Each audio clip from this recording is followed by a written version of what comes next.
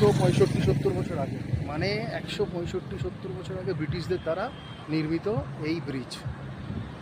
এখান থেকে এই যে এই রাস্তাটা যেটা চলে যাচ্ছে দেখো এখানে, এই যে অটো গেল, এই আর একটা অটো যাচ্ছে, বাইকগুলো গেল, এই রাস্তাটা দিয়ে 30 কিলোমিটার মতো গেলে সুন্দরবন এবং ভারতবর্ষের শেষ প্রান্ত।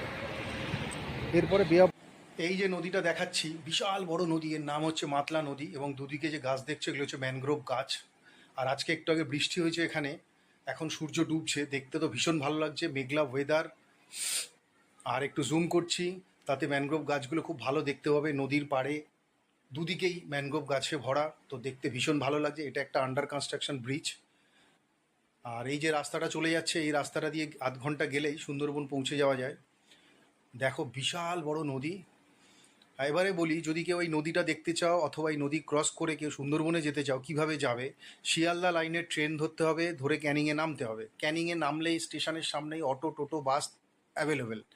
ওখানে গাড়িতে উঠলে লঞ্চ ঘাট আছে, দুটো লঞ্চ ঘাট আছে, একটা হচ্ছে গদখালি লঞ্চ ঘাট আর একটা সোনামুখী লঞ্চ ঘাট। যে কোনো একটা জায়গায় গেলেই হবে, ওখান থেকে লঞ্চ অথবা ভটভটি ধরলে তোমাকে সুন্দরবন নামিয়ে দেবে।